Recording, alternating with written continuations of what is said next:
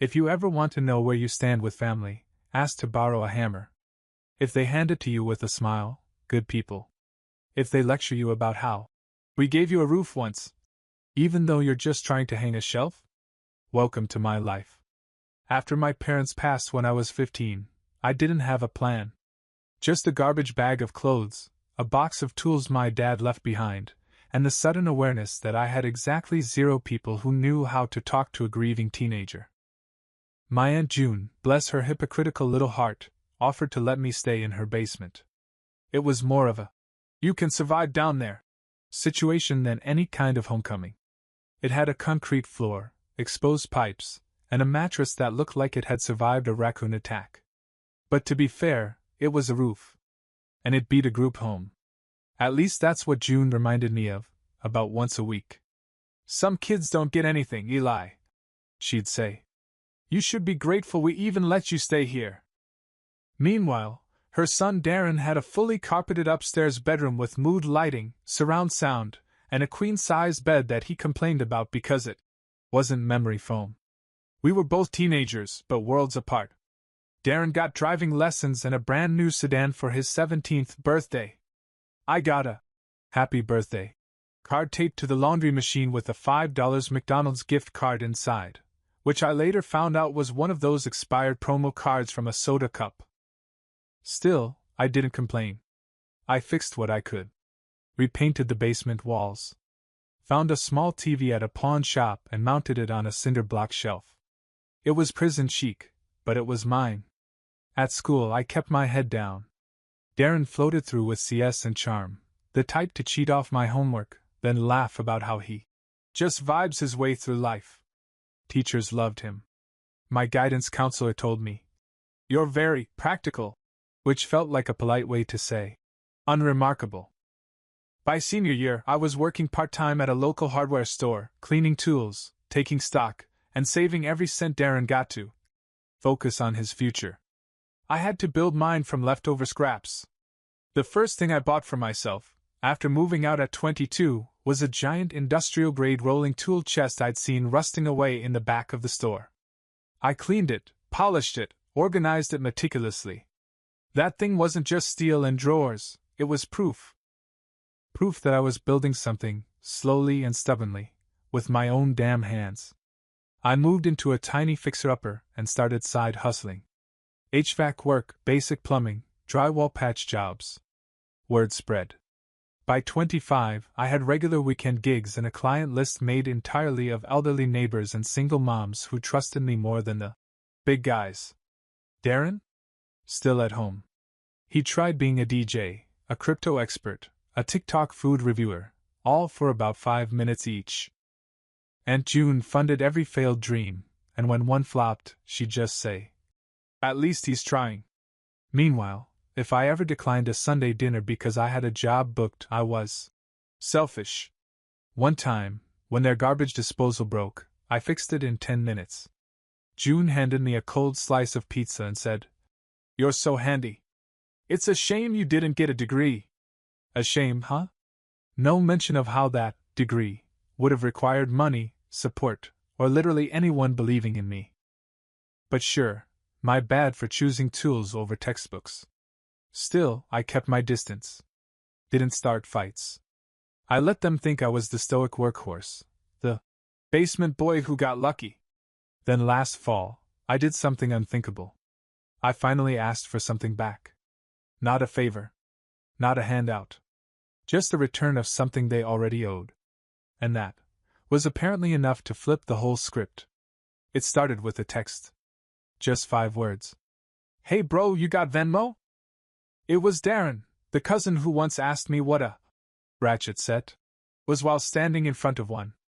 I hadn't heard from him in weeks, and when I saw his name pop up, my first thought was, what broke this time? I responded cautious. "Yeah, why?" 3 dots blinked. Then disappeared. Then blinked again. Classic Darren stalling. The man typed like he was solving quantum physics. Finally. Need a small favor. Car's acting up. Gonna lose my delivery job if I can't fix it. Need like $2K.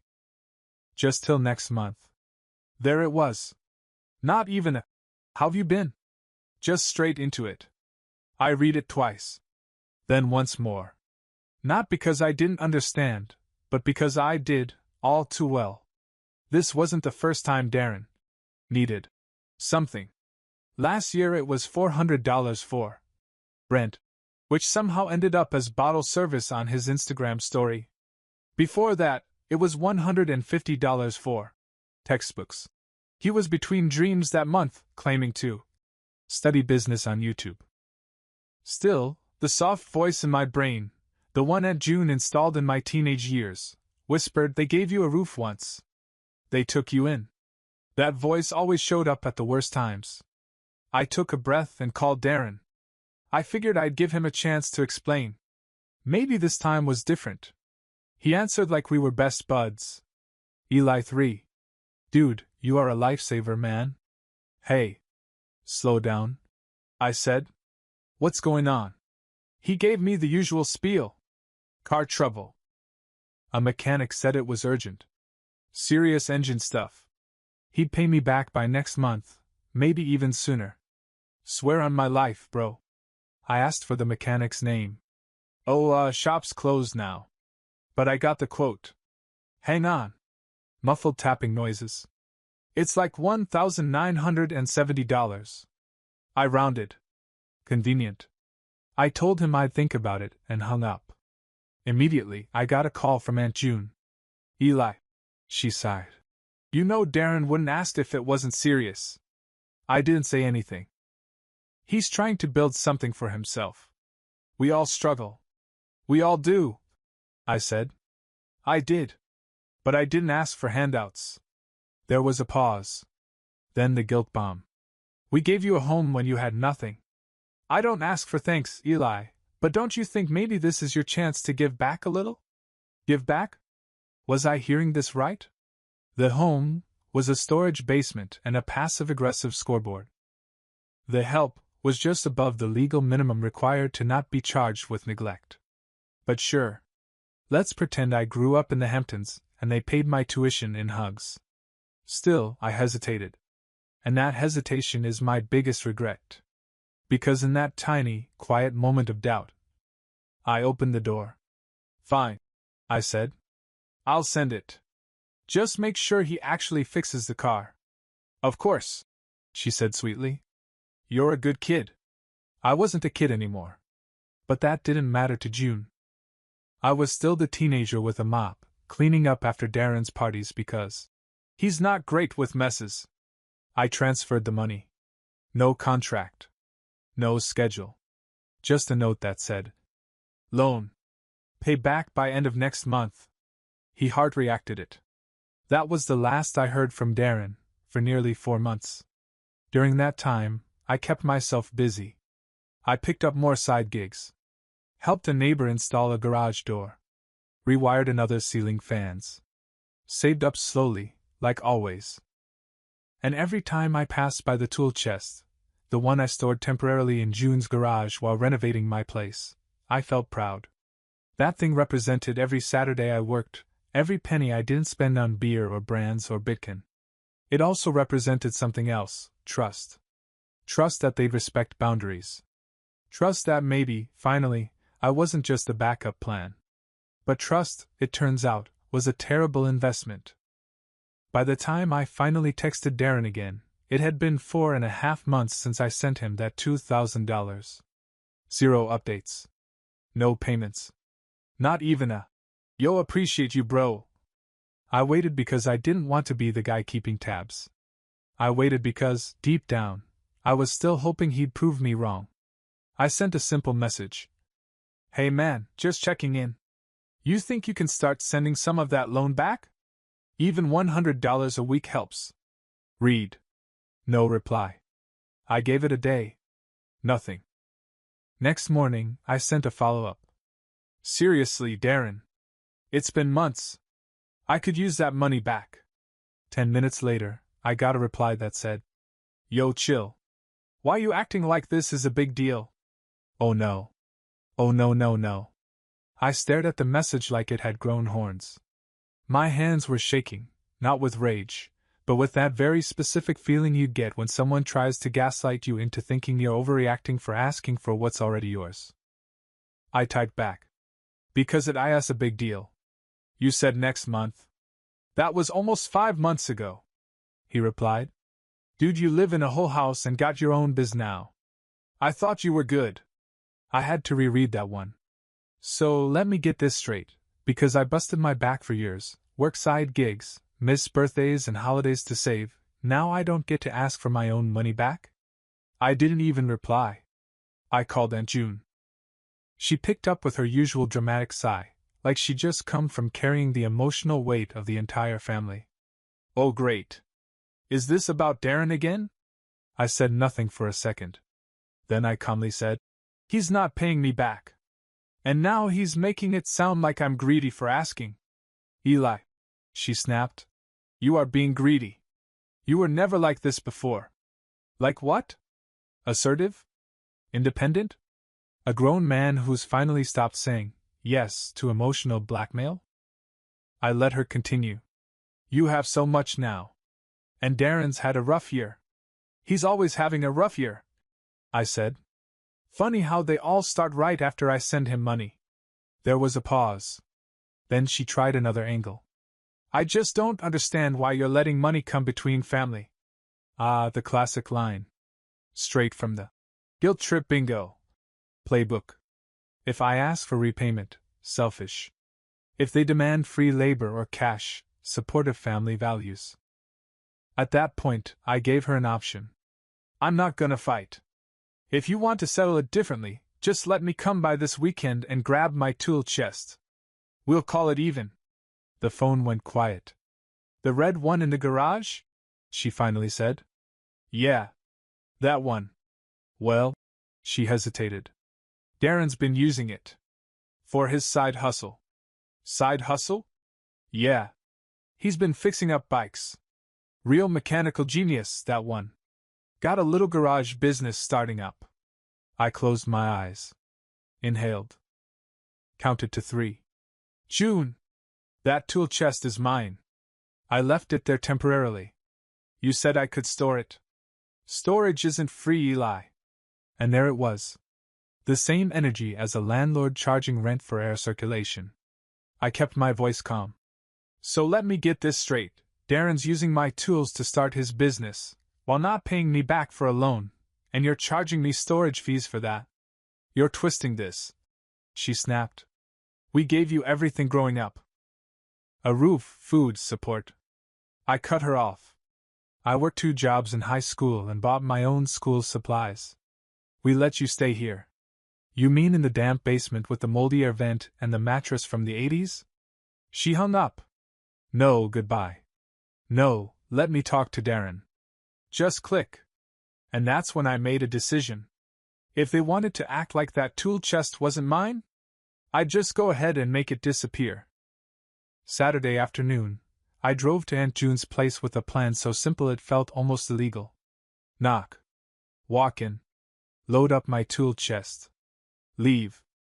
I even practiced how I'd say it if Darren threw a fit. This isn't charity, it's retrieval. I'm not robbing you. I'm reclaiming my stuff. That chest meant more than wrenches and socket sets. It was mine. Paid for. Maintained. It held my tools, but it also held years of quiet sacrifice. Every scraped knuckle, every Sunday I gave up to make someone else's faucet stop leaking. And Darren? Darren had been treating it like a communal toy chest. I pulled up to the house, parked by the curb, and noticed immediately. The garage door was wide open. Music was blasting from inside, some obnoxious EDM remix of a TikTok dance track. It was like stepping into a commercial for bad decisions.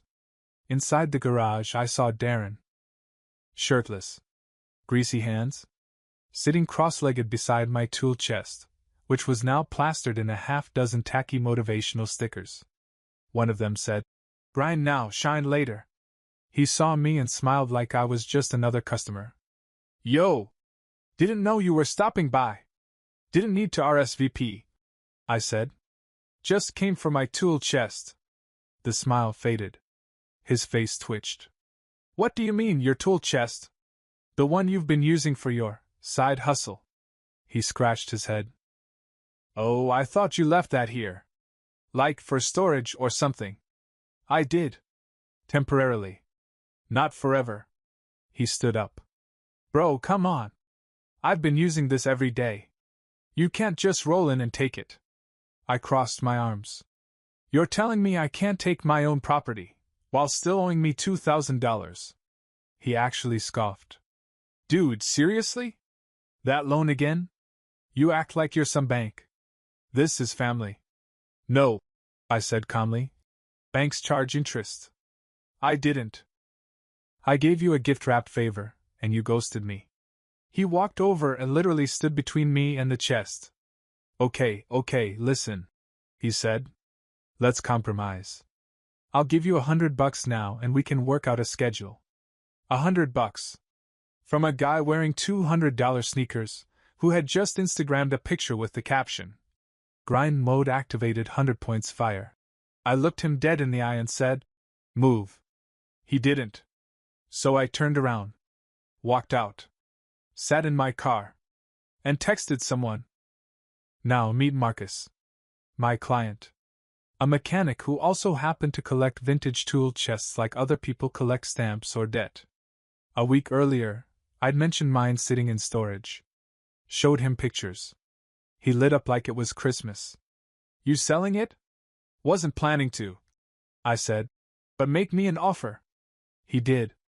$4,000. Cash. He even offered to bring a truck and do the heavy lifting. So guess who pulled up 10 minutes later in a silver pickup with a hydraulic lift? Yep. Marcus. I just pointed. Said, It's that one. Darren stormed out of the garage like we'd announced a SWAT raid. Yo! What's going on? I replied casually. Just fulfilling a storage exit plan. You can't sell that. I'm using it. It's not yours to use. I've customized it. He shrieked, pointing to the stickers like they added value. Marcus raised an eyebrow. You want me to peel those off for free or charge extra? Darren turned red. You're really gonna do me like this, Eli? And I gave it to him straight. You got $2,000 from me, 4 months of free tool usage, and 0 accountability. I'm doing you exactly like you did me, just with receipts. We rolled it out. Loaded it into Marcus's truck. He handed me the cash right there. As we were leaving, Aunt June came stomping out in flip-flops and a robe like she was about to shut down a rave. What is this? You're selling things from my garage? Nope, I said. Selling something from my own toolbox. On your lawn. You're just lucky I didn't invoice you for storage. She gasped. Clutched her chest like I'd insulted her lasagna recipe. This is betrayal, she yelled. I smiled. No, June. This is business. Then I got in my car and drove off. Sunday morning, 10:42 a.m. I was still riding the high from selling the tool chest when my phone buzzed. Caller ID, Aunt June. I sipped my coffee. Ignored it. It rang again. Then again. 5 calls in a row, all ignored. Then came the 6th. Voicemail this time. I didn't even listen. I just waited. Sure enough, 30 seconds later, ding. Text from Darren. So you sold it? For real? You didn't even ask? Another one came in before I could roll my eyes. That's messed up, bro. That was worth like thousands. Now that was funny. Thousands? 4 days ago it was a dust collector in the garage. Now it's apparently a national treasure. Then June joined the party. She texted. I can't believe you'd sell that without even talking to us. That chest was in our garage. We helped you so much growing up and this is how you repay us? Then the one that really made me spit my coffee. At the very least, you should give us half of what you made, $2,000. That's fair. I sat there, blinking at my phone like it was a prank show. Except the punchline was that they were serious. They really thought they were owed half of what I made, selling my own toolbox. Let me repeat that for clarity. They owed me $2,000. I took back my own chest. Sold it for $4,000. And now they wanted half, because, in their words, we stored it, we were using it, it was part of Darren's workspace. Workspace? The same workspace where Darren was gluing together thrift store bicycles and calling himself an entrepreneur.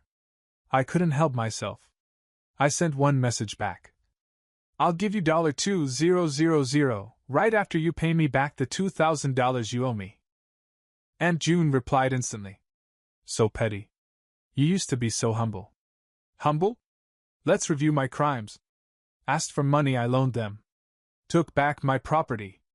Refused to split proceeds from something they didn't buy, use rightfully, or even maintain. Meanwhile, Darren posted a sad little story on Instagram. Fake people always show their colors when money's involved. 100 points victory hand. He tagged nobody. But he also tagged nobody when he borrowed the money either. That night, I got a long email from Aunt June. The subject line was, "Let's clear the air, family first." I knew better, but curiosity won. Inside, it was 4 paragraphs of passive-aggressive poetry. She opened with, "I raised you like my own." Lie. She tolerated me like a charity case. She followed up with, "We've never asked for anything until now." Lie number 2. I'd replaced her garbage disposal, rebuilt her deck, and fixed her dryer twice, all unpaid. Then the closer. All we're saying is that since Darren used the toolbox to build his dream, and it was in our garage, we feel it's only right that we all benefit. We all benefit. Ma'am, I wasn't running a mutual fund. It was a toolbox. I didn't reply. Instead, I took the $4,000 in cash, still in the envelope Marcus gave me, and tucked it into my filing cabinet. Labeled the folder, "Tool Chest Petty Fund." And then, because I have a sarcastic streak that sometimes walks itself out like an unleashed dog, I did one more thing. I bought a $39 tool bag online. Bright red. Real flashy. Had it delivered to Aunt June's address with a note that said, "Here's your half." The $39 red tool bag arrived 2 days later. Amazon confirmed delivery. Signed by Darren C. I waited. 2 hours. 4 hours. Then came the inevitable. BZZZT, Aunt June again. Was that supposed to be a joke? Then Darren. You're sick, bro. Actually sick. You think this is funny? I stared at my phone, sipping my coffee. Funny? No. It was poetic. But I didn't reply. I was already logged off from that drama. Instead, I was focused on something better, a tiny, rusted commercial garage I'd been eyeing for months. I drove by it every morning on the way to jobs. 2 bays. Ugly blue paint. But the bones? Solid. It had a for sale sign that looked like it had been taped over twice, once with hope, then again with desperation. I'd checked with the owner before. He wanted $25,000 down. Way out of my budget back then. But now, with the $4,000 from the tool chest? I called him up. Asked if he was still looking to sell. He paused and said, "You serious this time?" I said, "Dead serious." He invited me over. I showed up with bank approval for a business loan, my client portfolio, and a down payment check. All from my petty fund. We shook hands that Friday. Just like that, I owned my first official garage. No more fixing things in alleyways or someone's muddy driveway. I had a roof. Walls. 2 bays. A back office I could actually turn into something. I told exactly 2 people. One of them was Marcus, the guy who'd bought my chest. He said, "Told you, man. That chest still had one more miracle in it." The other? Was not Aunt June. That silence didn't last long. The tool bag had stirred things up more than I thought. By Sunday, I got a 12-paragraph Facebook message from June, written like a Victorian novel mixed with a Yelp review. Some greatest hits included. "I always knew money would change you. You've let bitterness infect your heart. Darren looked up to you, and you humiliated him." Looked up to me? The same Darren who used my chest without asking, ignored my texts, then demanded half my profit? He looked up to me like cats look up to birds, with intent to pounce when convenient. But it didn't stop there. June started doing rounds through the family group chat. Suddenly, I was public enemy number one. Screenshots came pouring in from cousins I barely talked to. Eli sold Darren's tools behind his back. He's been keeping score since high school. He made June cry. Cry. She once told me I owed her a Mother's Day card because we fed you, didn't we? But now the family had a narrative. I was the ungrateful success story.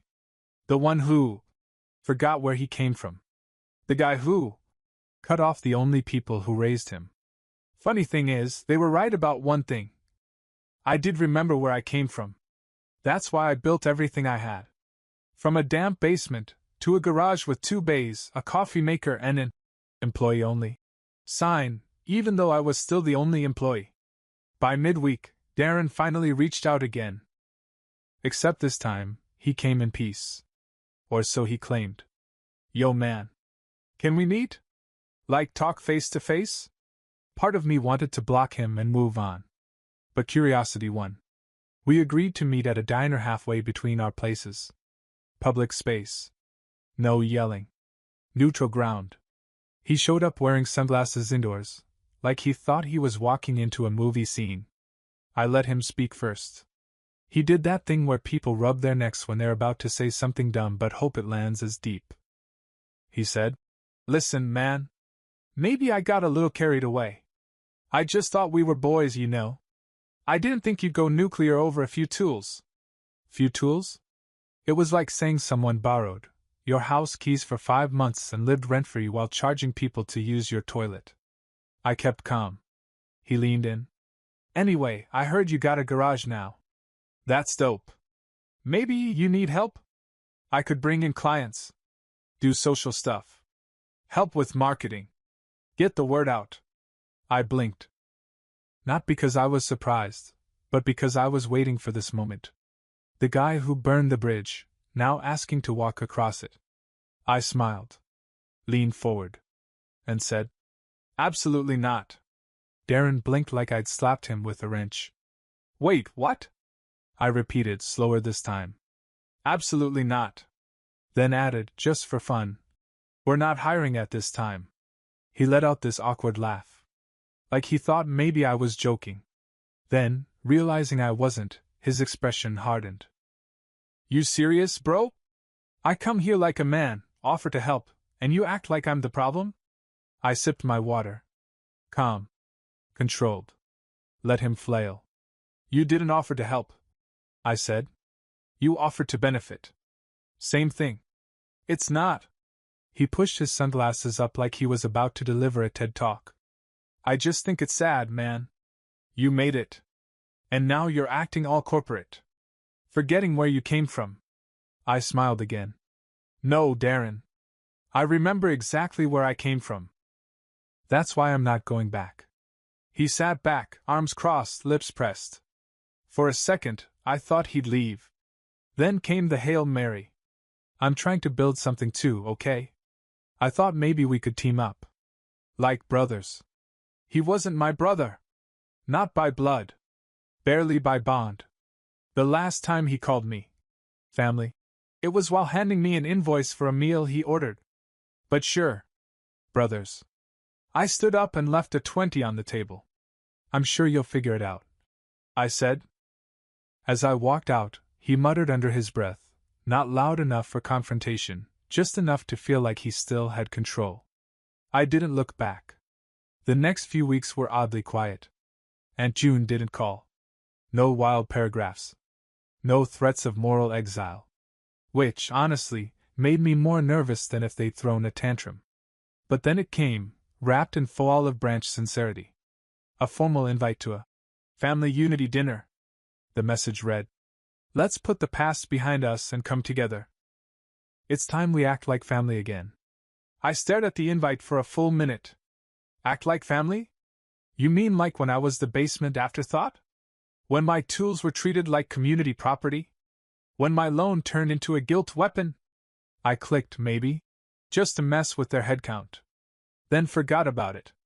Until the night of 7:43 p.m. My phone buzzed. It was a photo. From my cousin Riley, one of the neutral ones. The pic showed the family table, fully set. Long plates. Wine glasses. A roast that June probably cooked like it owed her money. Then the caption. Empty seat next to Darren. They really thought you'd come. No thanks. I was busy standing in my garage, covered in dust, grinning at the new metal cabinet I just installed. With my new tools. Bought with my own money. In a space nobody else had a key to. But just to be extra petty? I posted a photo of the garage to my story, clean baize, toolbox labeled with my name, coffee in hand, with the caption. Family dinners are overrated. Business is delicious. Did they see it? Oh, they saw it. Within 10 minutes I had 6 viewed stories from known family accounts, 1 angry react from Darren, and a text from June. We're just trying to keep the family together. I replied with a single line. Then maybe try paying your debts. 3 days after the family unity dinner, Aunt June showed up. Uninvited. I was locking up the garage for the night, dust-covered and still in my work boots, when I heard the unmistakable sound of a Chrysler pulling up way too slowly, like the car was unsure of its own welcome. She got out in a beige cardigan, arms crossed, holding what looked like a stack of envelopes. I didn't even have time to say, nope, before she was on the sidewalk. I figured we should talk. Face to face. Since you're apparently too busy for your family now. I didn't say a word. She held out one envelope like it was a golden peace treaty. I brought the original paperwork from when you lived with us. Just in case you forgot how much we did for you. She meant bills. Copies of utility statements. Rent. Food receipts. Probably even toilet paper. You're kidding me, I said. She shook her head, deadly serious. We didn't want to bring it up. But since you've decided to draw a line, we figured, let's make it clean. You've been keeping score. So now we are too. I opened the envelope. Inside was a handwritten invoice. For 8 years of room and board. $43,200. Emotional support, estimated value. $5,000. Tool storage fee, retroactive. $1,800. Family dinners. $2,500. Grand total, $52,500. At the bottom it said, this does not include the pain Darren has suffered due to your actions. I genuinely thought it was a joke at first. But then she said, we're not asking for all of it, Eli. We're reasonable. We'd settle for half. Half. I repeated. She nodded. That'd be $26,250. And honestly, that's still generous. I let the silence stretch. Let her feel the absurdity of what she just said. Then I asked, and what if I say no? She looked me straight in the eyes. Then I guess we'll take legal action. Darren has rights too. You profited from selling something he depended on. The garage light buzzed overhead. Somewhere in the distance, a dog barked. I wondered if this was what a fever dream sounded like. I stepped inside the office, grabbed something from the drawer, and came back out. It was a receipt. From the day Darren texted me asking for the $2,000 loan. I'd printed it. Even had the Venmo transfer paper copy, along with the text exchange. I handed it to her. What's this? She asked. Proof, I said. That I gave you money. That you still owe me. She tried to hand it back. I didn't take it. Then I added casually. And just so you know, I recorded this conversation. In full view of my security cam. So if you do want to take it legal, we can both bring our numbers. Her eyes flickered. For once, she had no words. I gave her one more. This garage? This wasn't built out of spite. It was built because I got tired of begging for respect. June clutched the envelope tighter. We're just trying to keep the family together, she said again softly this time, almost as if she believed it. No, I said. You're trying to keep the family under control. There's a difference. She left. No hug. No goodbye. Just a glance over her shoulder, like she still couldn't decide if I was a villain or a mirror. And Darren? He posted another vague story on Instagram the next day. Real ones know. Snakes always hiss loudest before they get stepped on. I didn't even screenshot it. I was too busy meeting with a contractor to expand the garage into 3 bays. I'd gotten another loan offer, based on how fast my bookings were growing. Funny what you can build when you stop begging people to value what you already bring to the table. That night, I opened a cold one, walked into my newly painted workspace, and stuck something to the wall. A copy of that $2,000 Venmo transfer. Next to it, a $4,000 deposit slip from Marcus. And in the middle, the receipt for the property I now owned. At the bottom, I taped a note. Never let guilt steal what you earned. Mic drop.